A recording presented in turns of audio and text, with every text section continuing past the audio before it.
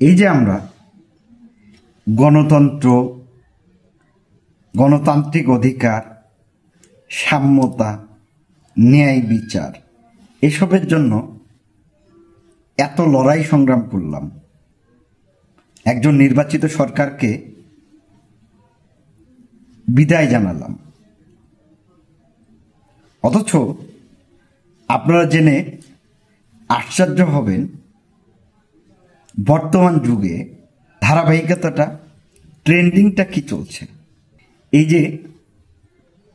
ট্রেন্ডিংটাকে বুঝতে গেলে ইতালির একজন প্রতিরক্ষা মন্ত্রী, যার নাম গুইদো ক্রোসোট্রো, খুব কঠিন নাম, তিনি একটা কথা বলেছেন, চমৎকার কথা। গণতন্ত্রের যুগ শেষ, এখন থেকে বৃহৎ শক্তির সময়।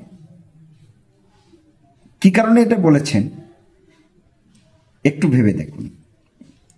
আমরা এমন একটি নতুন আন্তর্জাতিক ব্যবস্থার দিকে ধাবিত হচ্ছি যেখানে শক্তিধর রাষ্ট্রগুলোই নির্ধারকের ভূমিকা পালন করবে। আগামী দশকগুলোতে প্রভাব বিস্তারের মূল উপাদান হবে অর্থনৈতিক সামর্থ্য, জনসংখ্যাগত সম্পদ, সামরিক শক্তি এবং কৌশলগত কাঁচামালের উপর নিয়ন্ত্রণ। এখন ভেবে দেখুন তো, আমাদের অর্থনৈতিক সামর্থ্য কতটুকু? আমরা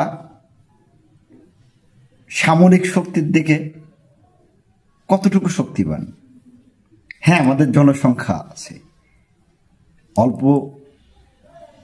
আয়তনের দেশ হলেও জনসংখ্যার নিরিখে আমরা অনেক শক্তিশালী অবস্থানে আছি। কিন্তু শুধু জনসংখ্যা থাকলেই হবে? এই জনসংখ্যাকে জনসম্পদে রূপান্তর করতে হবে। তাহলেই এই জনসম্পদ আগামী দিনগুলোতে এই যে বৃহত্তর শক্তির সঙ্গে মোকাবেলা করার সামর্থ্য এবং সাহস যোগাবে।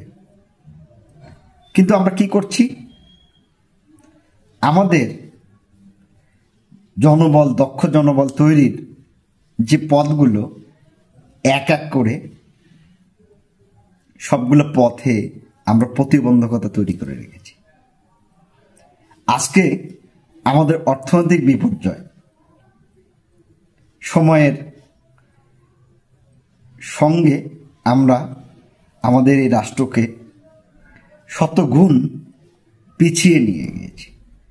আজ দেখুন, 5ই আগস্টের পরে আজ অবধি সমগ্র বাংলাদেশে প্রায় 400 কলকারখানা বন্ধ হয়ে গিয়েছে। যেগুলো চালু আছে খুব ধুকে ধুকে চলছে, হয় কাঁচামালের অভাবে, নয়তো দক্ষ জনশক্তির অভাবে। তাহলে আগামী দিনে আমাদের ভবিষ্যৎ কি হতে যাচ্ছে, কেমন হতে যাচ্ছে? আমাদের ভবিষ্যৎ আদৌ আমাদের হাতে কি আছে, নাকি বৃহৎ কোনো শক্তির নিয়ন্ত্রণে আমরা নিয়ন্ত্রিত হচ্ছি? ভেবে দেখুন, ভাবনার সময় এসে গেছে। আপনার ভাবনার আগামী দিনে বাংলাদেশকে একটি শক্তিশালী, সমৃদ্ধশালী, সৌভাগ্যবান জাতি, বাঙালির জাতিতে রূপান্তরিত করবে।